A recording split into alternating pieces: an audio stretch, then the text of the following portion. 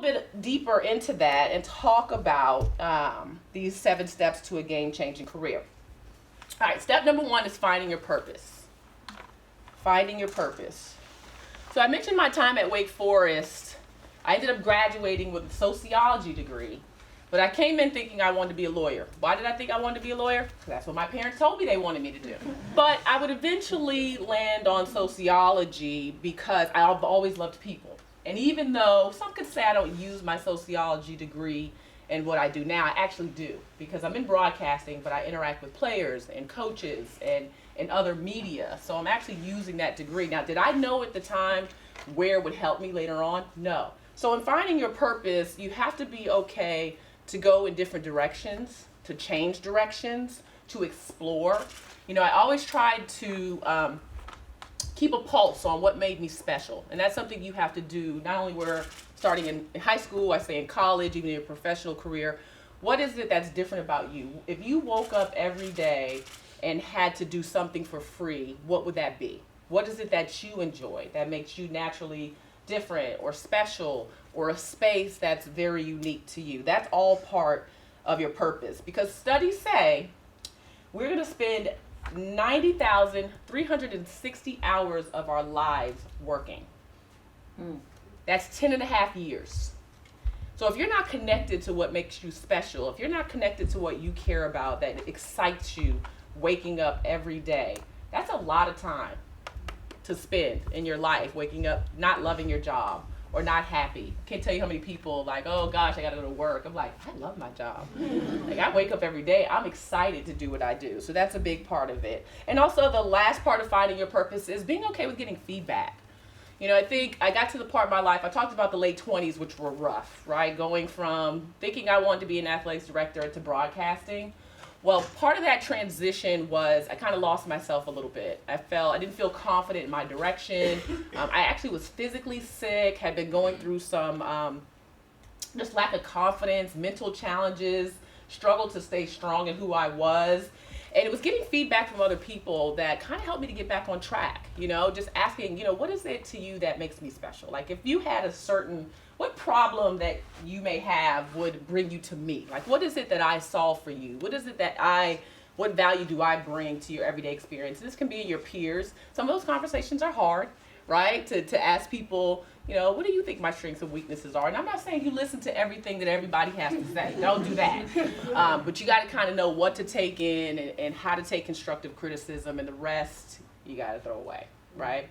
So those are some keys to finding your purpose. Step number 2, don't let no discourage you. The moment you make up your mind about your purpose or your career choice, someone's going to tell you why you can't do it. They're going to say, no, you can't do that, or I don't know if that's a good idea for you. The moment you make up your mind, you have to be tough, confident, strong, and whatever it is that you feel like is made for you, because you're going to get no a million times. Once I had made up the decision to take my sociology degree into somebody's office and say I wanted to get into broadcasting, they laughed me away. Like, okay, wait, so what experience do you have in broadcasting? Were you a communications major? Nope. Were you a broadcast major? Nope.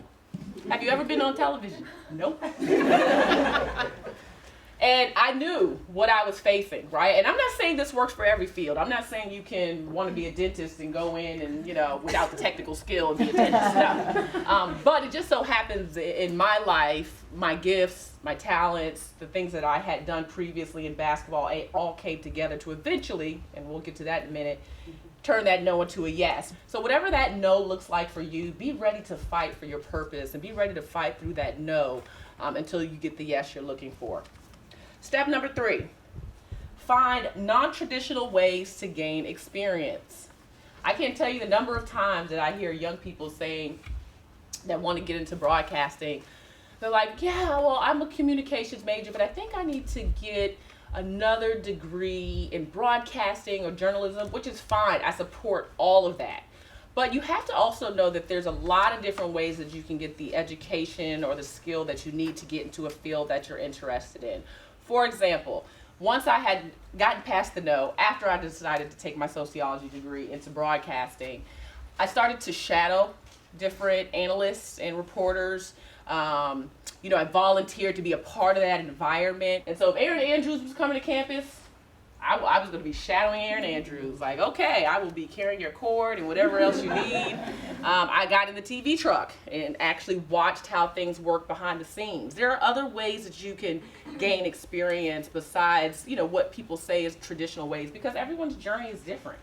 And you have to be able to think outside the box. Okay, step number 4.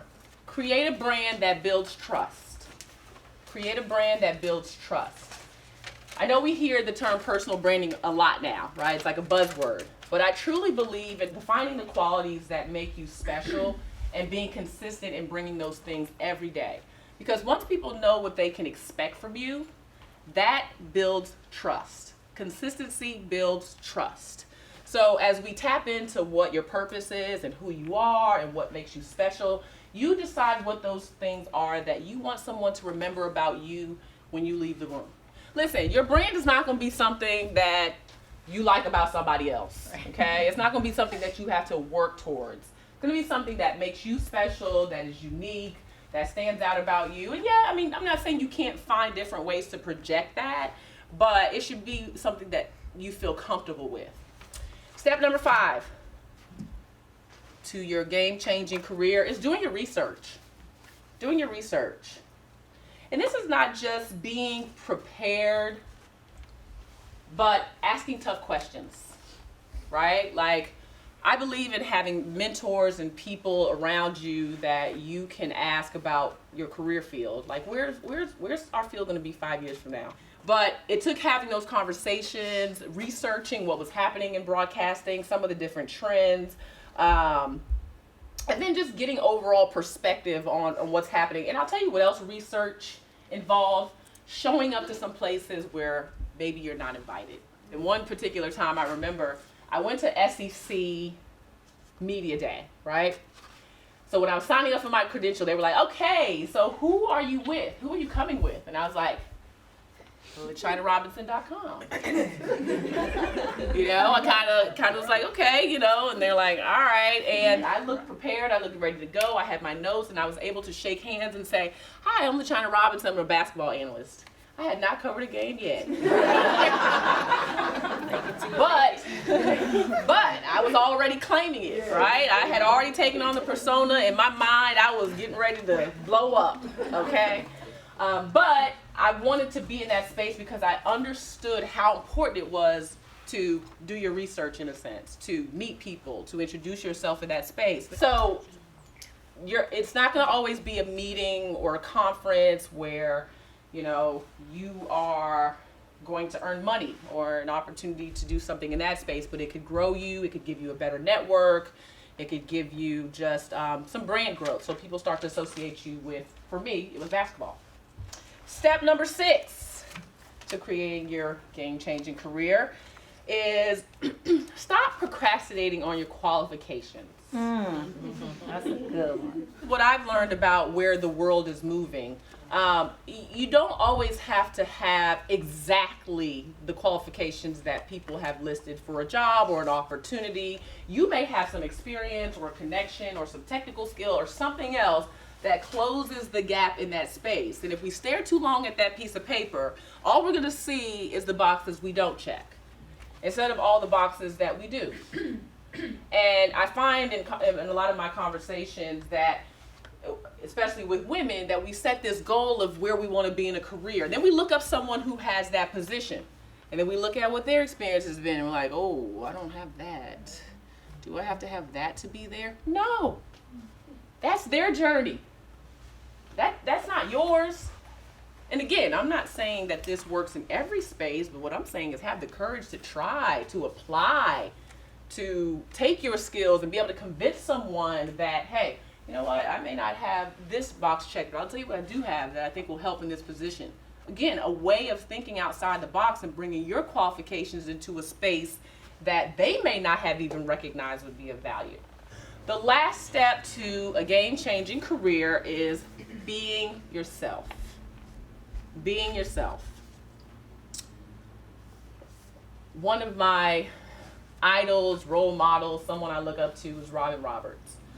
And I can't even tell you, so go back to this whole like creating your experience thing. Once I had decided that I was going to get into broadcasting, I started to low-key stalk Robin Roberts. I remember she was at Piedmont Park in Atlanta. She had just written a book, and I was like, I got to be at Piedmont Park. Like, I ran down there, it was raining and everything. I was like, I got to meet Robin Roberts. So I met her, she signed my book. And then I had the chance to interview her for an outlet I was working for.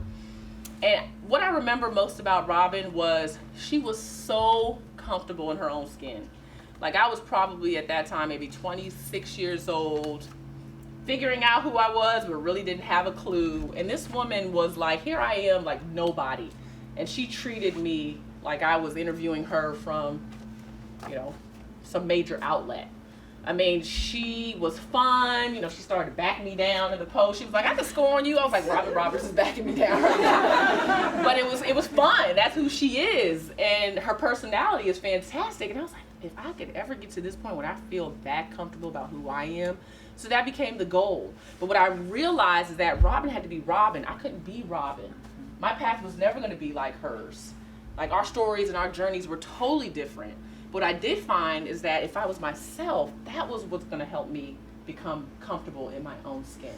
Whoever LaChina was, all your experiences, even the bad ones, even the experiences that you wish hadn't happened or that you regretted, which stop all that, by the way, or you said, I should have majored in this, you should have gone in this direction, stop it. Everything, every moment of your life was pre-planned, and you're right where you're supposed to be. And if you would just be yourself, not try to be anybody else but you will find a very happy place in the world, a very fulfilling place in the world. Again, going back to your purpose, how can you serve that every day and stay true to who you are? Because you'll never be anyone else. And there's an audience out here in the world that is waiting on you, that no one else can reach but you. There are young women and young men who, until you take your place in the world, they can't take their place in the world. But you're not going to get there trying to be someone else. So that would be number 7, is be yourself. And I'll leave you with this quote, and I'll take questions. Don't be afraid to go out on a limb, because that's where the fruit is. If you don't take a chance, if you don't take a risk, if you don't step out there with your passion and your ambition and everything that makes you special and your brand, and you never know what could have happened or what can happen or what's waiting to happen. So don't be afraid to get uncomfortable and get out on the limb, because that's where you're going to find the fruit. That's where you'll find the good stuff.